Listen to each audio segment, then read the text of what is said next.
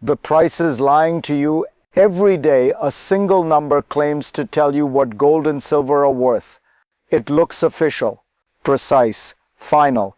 But here's the contradiction that breaks the whole story open. That number is set in markets where most trades never touch real metal at all.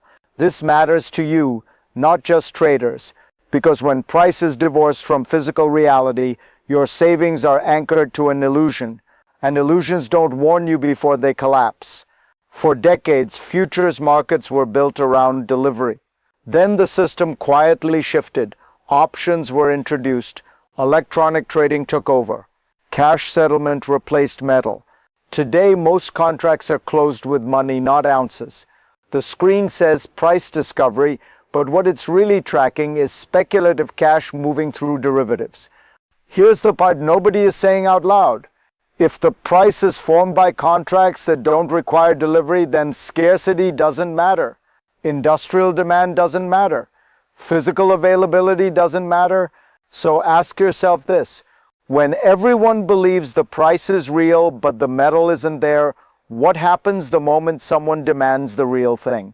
What's happening now isn't a single incident.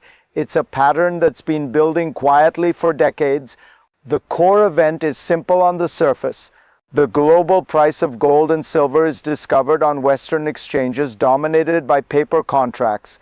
Those prices are treated as universal truth. But underneath, the structure has shifted into a two-sided market. One side is paper, settled in cash. The other is physical metal, increasingly scarce and harder to obtain. This didn't happen overnight. After options were introduced in the early 1980s and electronic trading took over in the 1990s, futures markets stopped functioning as delivery mechanisms and became liquidity engines. Most contracts now never result in metal changing hands. They exist to create price movement, not ownership. But here's where the story reframes itself. If price is driven by derivative flow instead of physical supply, then price no longer signals reality. It signals positioning. Notice what this implies. A market can look calm, liquid, and stable on screen, while physical supply tightens in the real world. Shortages can grow without ever appearing in the price. So the real question isn't why prices haven't exploded yet. It's why the system still assumes they shouldn't. The claim sounds extreme, but the mechanism is hiding in plain sight. Today's prices are being suppressed not by abundance, but by artificial supply. Look at how this actually works. Large players place massive sell orders that signal overwhelming supply, then pull them before execution. That practice creates the illusion of selling pressure without real metal ever entering the market.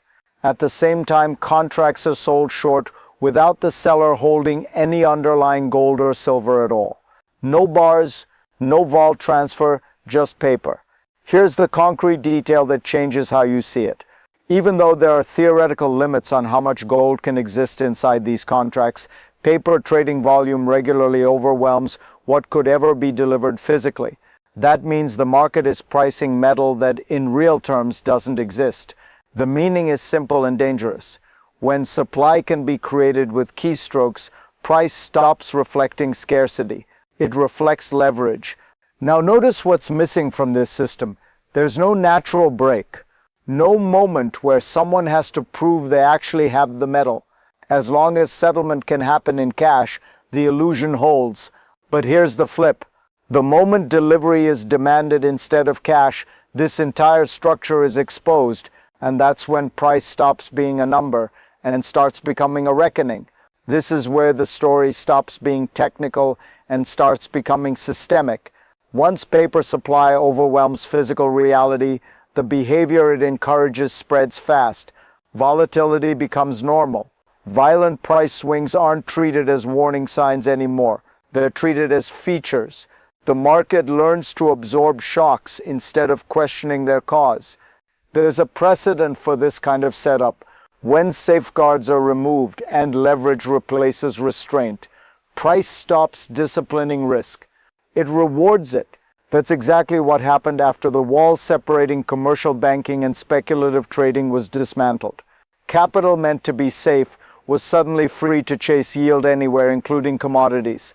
And once that door opened, scale took over. Institutions grew so large that their positions began to outweigh the market itself. Oversight weakened, enforcement slowed, practices that should have triggered alarms became routine.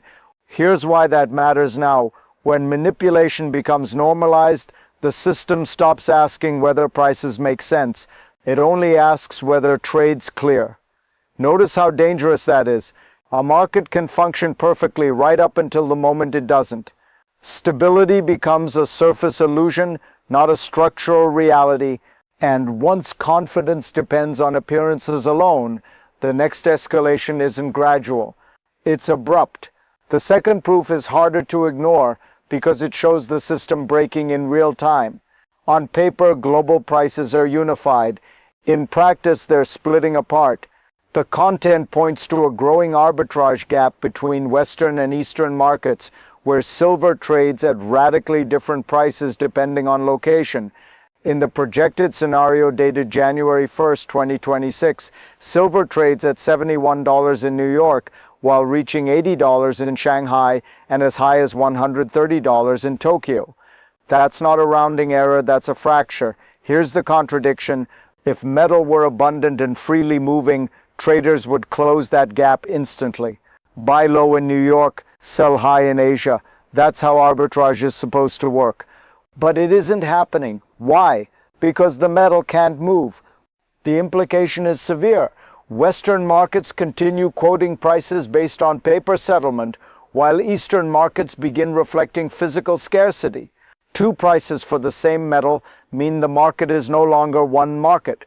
This is where the story flips. Price is no longer a signal. It's a claim, and claims only matter as long as people believe they can be honored. Once physical delivery becomes the reference point, everything you thought price meant changes permanently. Pressure doesn't arrive all at once, it stacks. First, metals that used to be treated as investments are reclassified as strategic necessities. Silver and copper are no longer just financial assets. They're labeled critical. That single shift reframes everything. It tells you the issue is no longer price, it's access. Second, governments respond the only way they can. They accelerate domestic extraction. Executive orders push projects forward. Infrastructure approvals that once took years are rushed, not because it's profitable, but because dependence has become a liability. Third, the supply chain shows stress where it can no longer hide it. Dealers can't fill orders. Large purchases are refused, not repriced.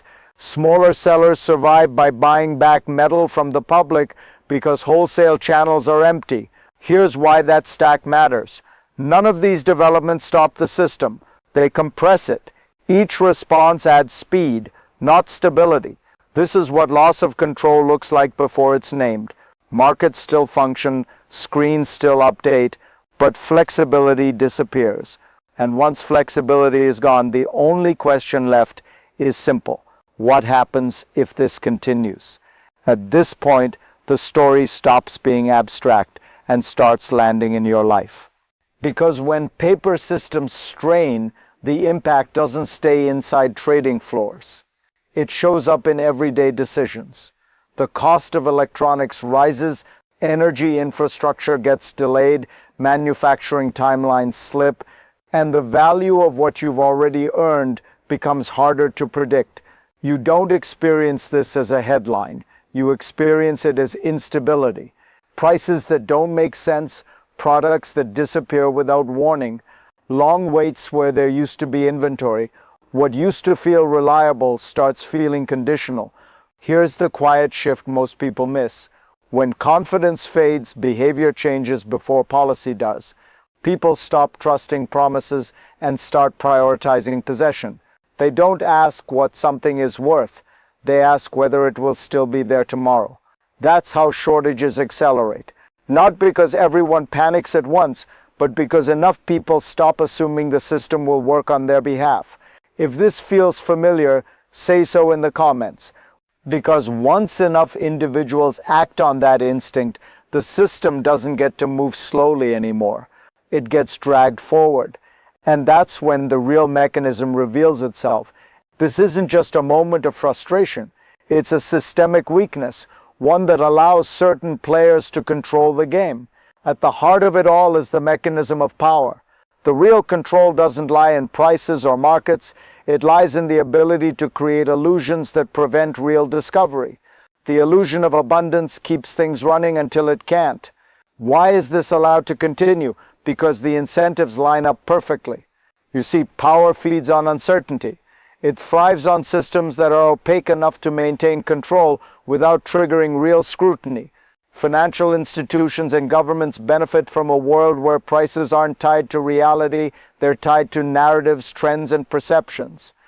That's why the system is so hard to break, because once it becomes more profitable to manufacture scarcity than to acknowledge abundance, it becomes self-sustaining. And here's the uncomfortable insight.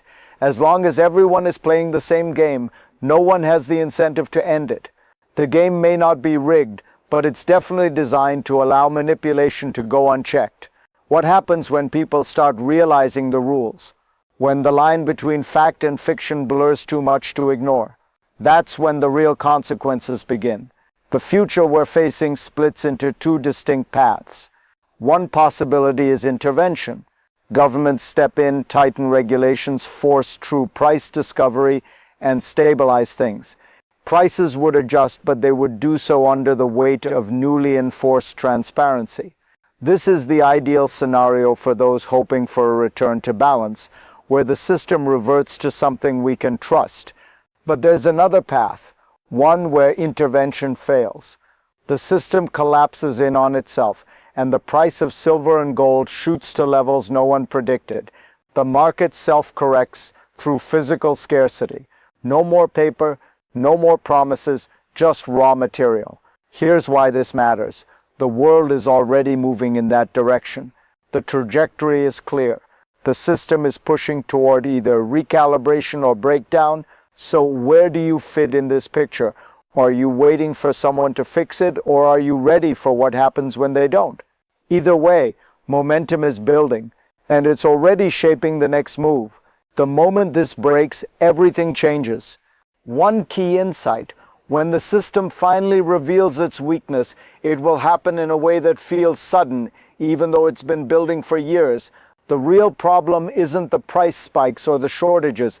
It's the abrupt shift from one world to another, from a world where we trust the system to a world where we have to question everything. Think about it. The value of gold and silver isn't just in their price tag. It's in their ability to act as a hedge, a real asset when paper money fails. But right now, the entire mechanism is designed to keep that value hidden. What happens when that mechanism breaks? You'll see a world where everyone's scrambling for the same thing, security. And when enough people realize the illusion is gone, they'll rush to lock down whatever tangible assets they can find, and that's when everything else comes into focus. This is where it gets interesting. The question isn't what happens next. The question is who's already positioned to profit and who's left behind. If you want to keep following this analysis as it unfolds, subscribe now. We'll be diving even deeper into how this could change everything and where you might fit in the new order of things. That's the final insight. Everything you've heard so far points to one irreversible shift.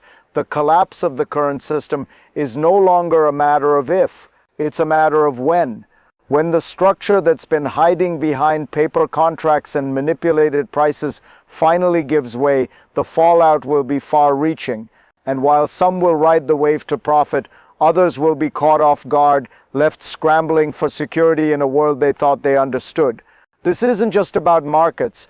This is about the foundation of the financial system itself, and how close we are to seeing it all come undone. So keep watching, because this story is just beginning, and the next moves, they're already forming. If you want to stay ahead of the curve, don't forget to subscribe. The deeper we go, the more we uncover.